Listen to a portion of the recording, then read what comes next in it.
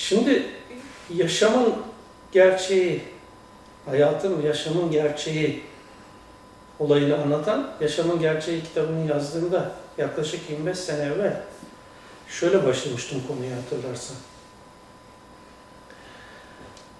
Evrende 100 milyarlarla galaksi var.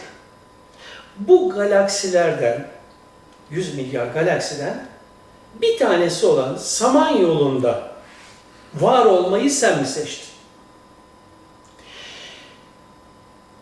100 milyarda bir olan Samanyolu'nun içinde var olan 400 milyar yıldızdan, güneşten bir tanesi olan bizim güneş sisteminde var olmayı sen mi seçtin?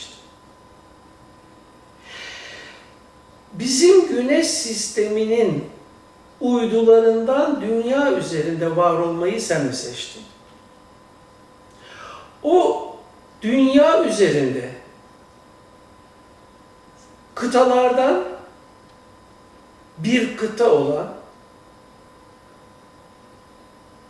orta bölümde, yani Avrupa ile Asya'nın birleştiği bir bölümde, bir şehirde, İstanbul'da doğmayı sen mi seçtin? Efendime söyleyeyim, İstanbul'da hangi aileden doğacağını sen mi seçtin? Ana babanı sen mi seçtin? Diye girmiştim konuya. Şimdi bunu biraz daha derine götürelim. Eğer düşünebiliyorsak, düşünebilecek bir beynimiz varsa.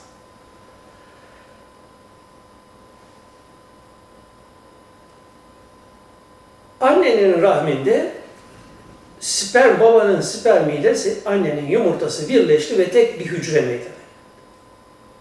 Bu tek hücrede yaklaşık 3 milyar harf ihtiva eden bir genetik kod var. Genetik bilgi birikimi var. Bu bilgi birikiminde senin karaciğerinin nerede olacağı, böbreğinin nerede olacağı, kalbinde nerede olacağı, kalpte hangi nöronların olacağı, bağırsaklarında hangi ikinci beyin diye tanımlanan nöronların yer alacağı, beyninin nasıl oluşacağı, hepsinin bilgisi var ve o bilgi açılarak senin bugünkü bedenin meydana geliyor. Bugünkü bedenin meydana geliyor derken daha 29. günde, ana rahminde 29. günde beyin oluşmaya başlıyor. Ve bu oluşan beyin Kur'an'da alak kelimesiyle anlatılıyor. Çünkü insanı alaktan yarattık diyor. İnsan diye bahsedilen şey, acaba bu beden mi?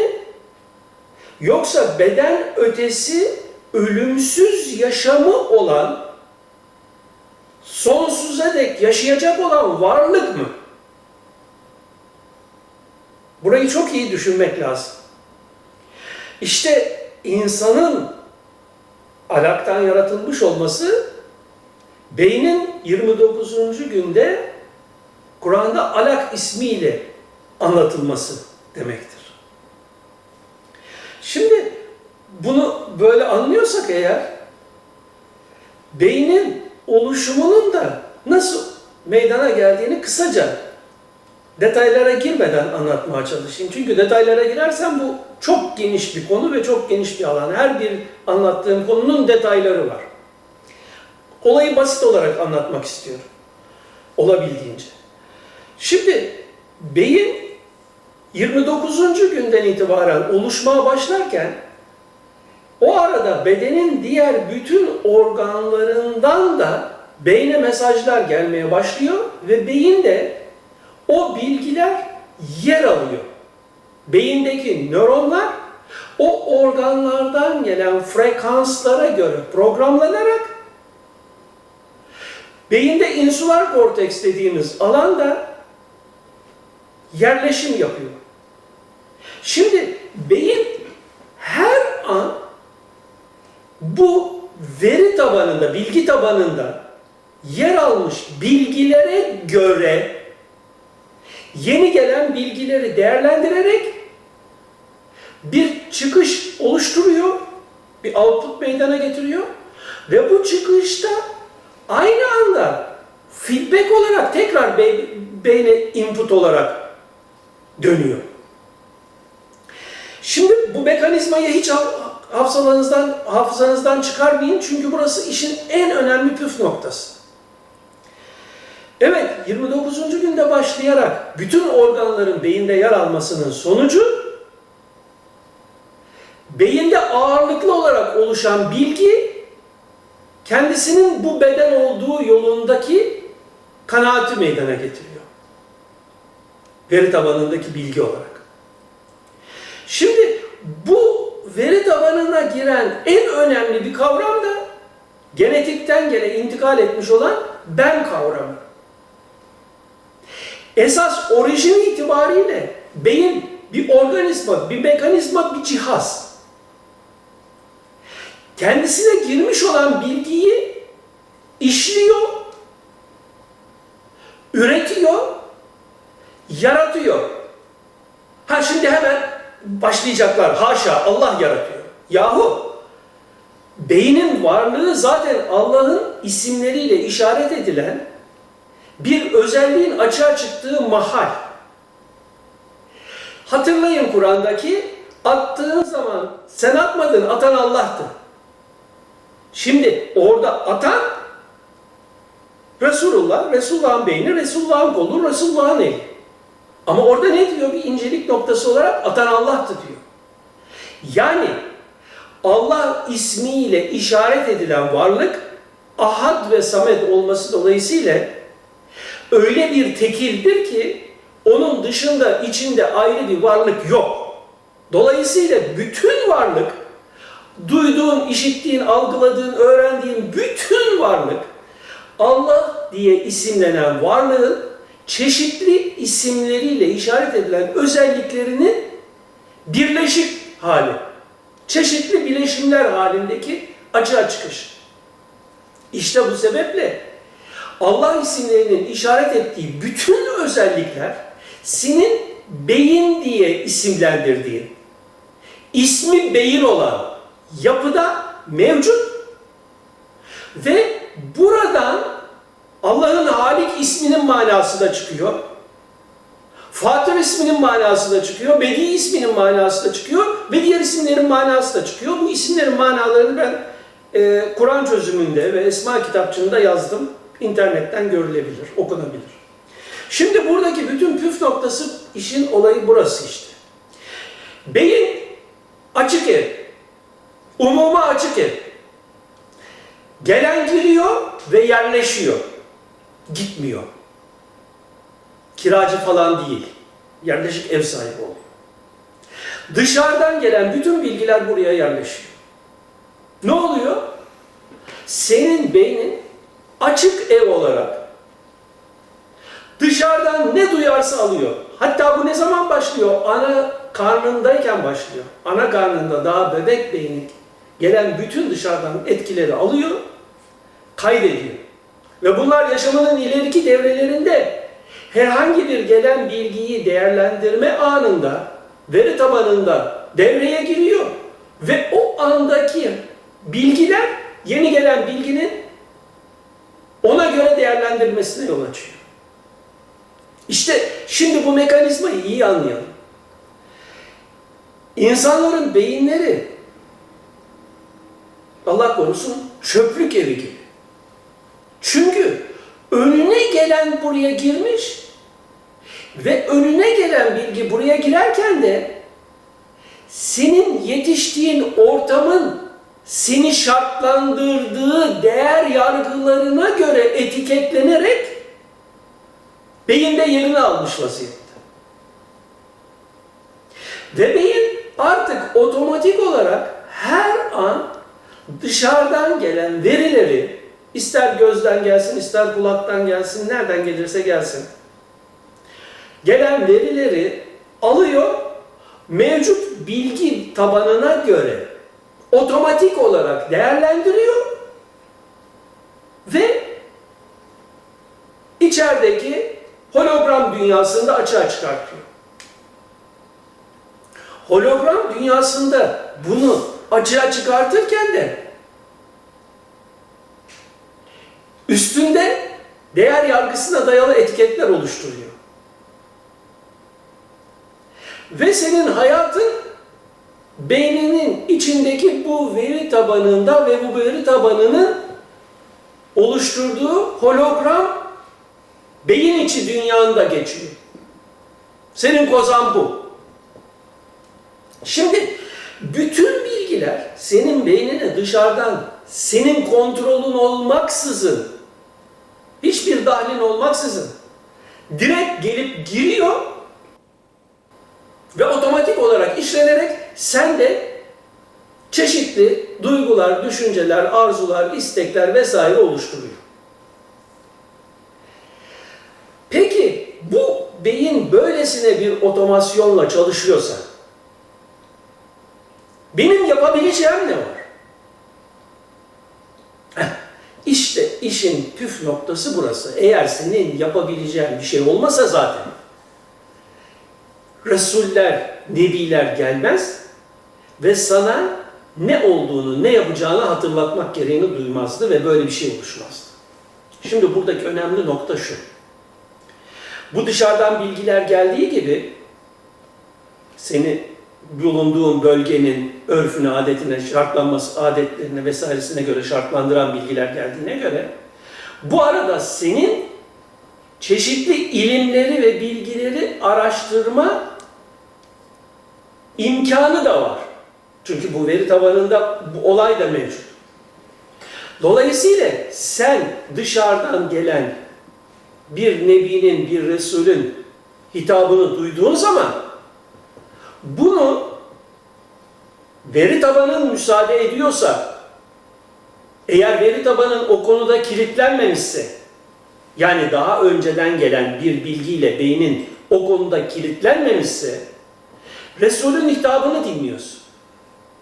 Sana diyor ki, sen esasında ölüm ötesi yaşam için var olan, sonsuz yaşamı olan bir varlıksın. Sen bu beden değilsin.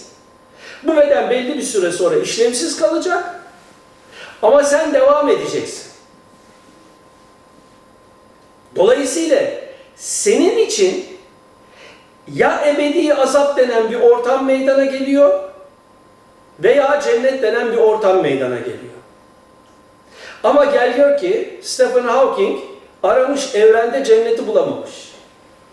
Evrende cenneti bulamaz çünkü cennet denen yapı dünya gibi maddeye dayalı, maddeden oluşmuş bir mekan değil.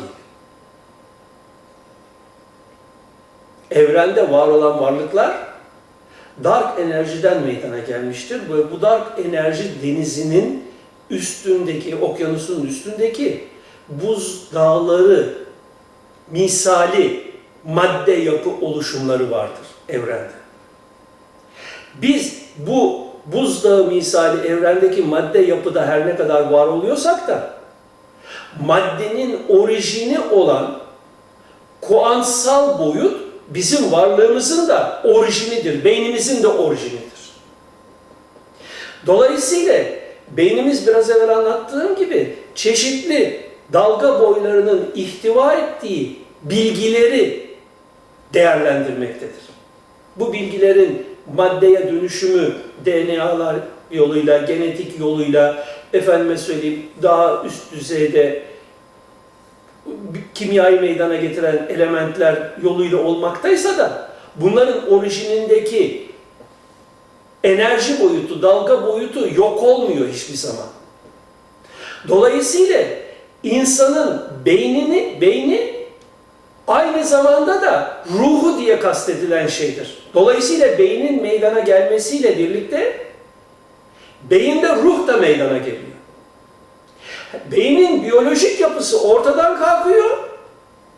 Fakat ruh diye isimlenen beynin enerji yapısı, ki bu enerji yapı beyinde mevcut olan yaşamı boyunca edinilmiş tüm bilgilere vakıf olarak, kayıtlı olarak, backup'lı olarak var olduğu için de o ruh diye anlatılan, dalga yumağı veya bilgi yumağı diye tanımlamaya çalıştığım beynin hakikati, orijini ölümsüz olarak sonsuza dek devam ediyor.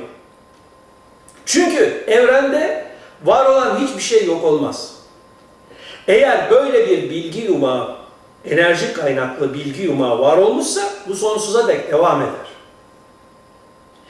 İşte burayı eğer anlarsak bizim yapabileceğimiz şey nedir sorusuna tekrar dönelim. Bizim yapabileceğimiz şey varlığımızın dışarıdan istek dışı olarak beynimize girmiş bilgilerini işin orijinine, ilme veya dinin hakikatine, hangisi dersen de ikisi de neticede aynı şey, dayalı bir biçimde gelen ilimle değerlendirerek kişinin kendi orijin varlığını fark etmesi. Bizim insular korteksten gelen veya amigdalanın oluşturduğu anlık duygu ve tepkimeleri frontal korteks kontrol etme şansına sahip. Dolayısıyla ilk anda amigdaladan gelen tek hareketle sakın davranış ortaya koyma. İlk amel şeytandandır, sonrası Rahman'dandır diyor. Sonrası Rahman'dandır'dan murat, frontal korteksin devreye girerek amigdaladan çıkacak davranışı geniş taramalı veri tabanına göre ortaya koyması demek.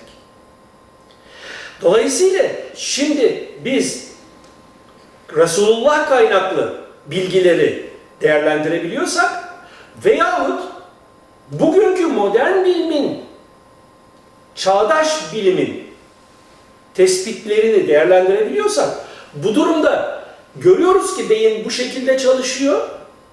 Ama beyne bu yeni bilgileri eklediğimiz zaman bu defa o bilgiler de proses alanında yerini alıyor ve o proses alanında yer alan bu modern bilimsel gerçekler veya dinsel hakikatler orada değerlendirilerek insan daha iyi düşünmeye, sorgulamaya başlayabiliyor.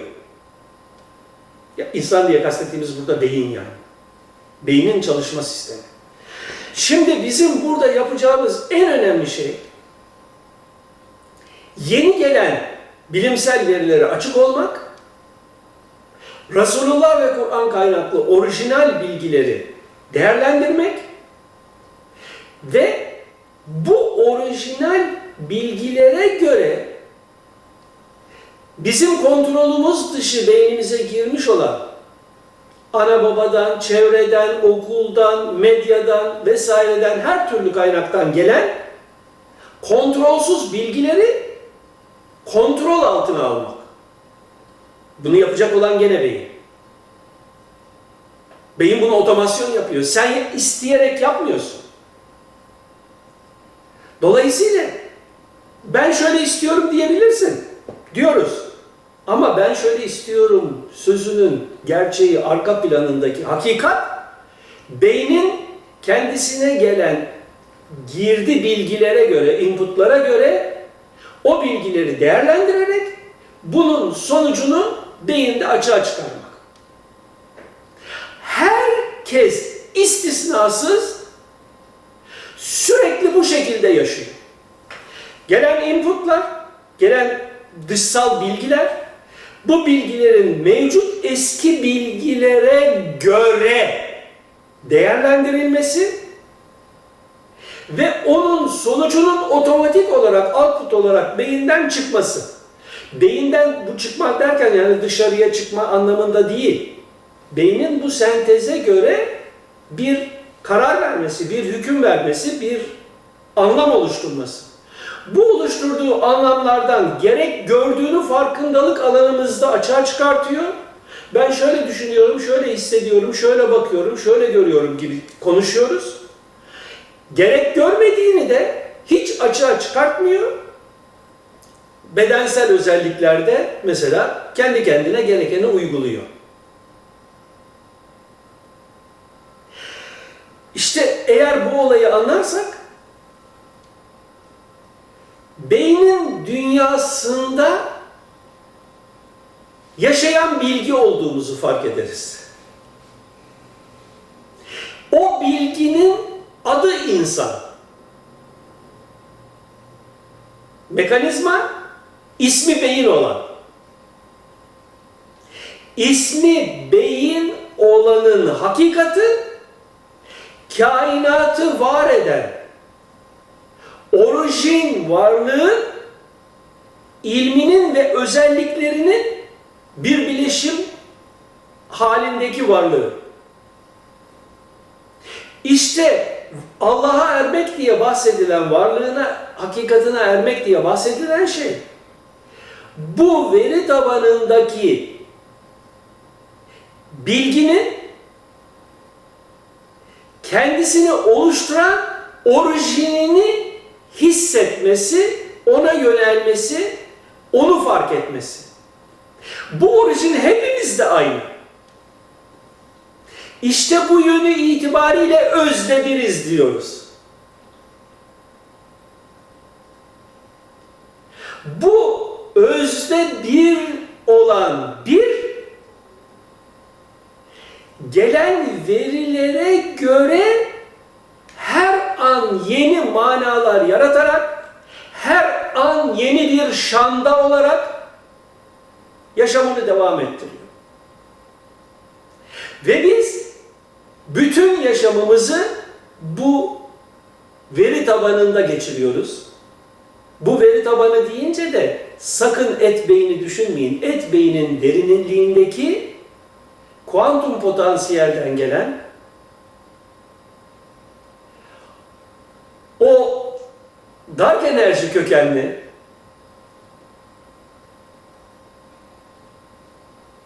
dalga yumağı veya bilgi yumağı veya eskilerin deyişiyle ruh diye tanımladığımız yapı. Ama o yapı da gene bugünkü beden misali bir beden yapı. O yapıdaki bilgi insan.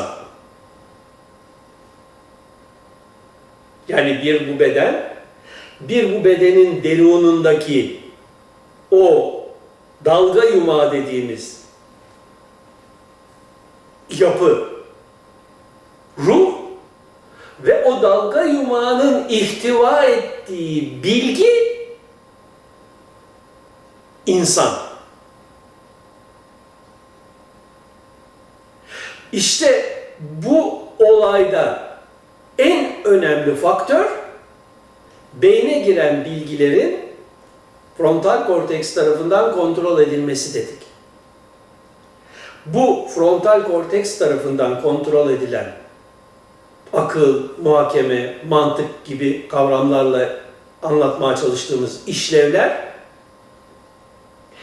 insan diye bahsettiğimiz varlığın farkındalığını meydana getirirken bir de beyinde epifiz veya pineal gland denen bir bölüm var. Bu bölümle ilgili çok enteresan bilgiler ve açıklamalar geliyor her gün.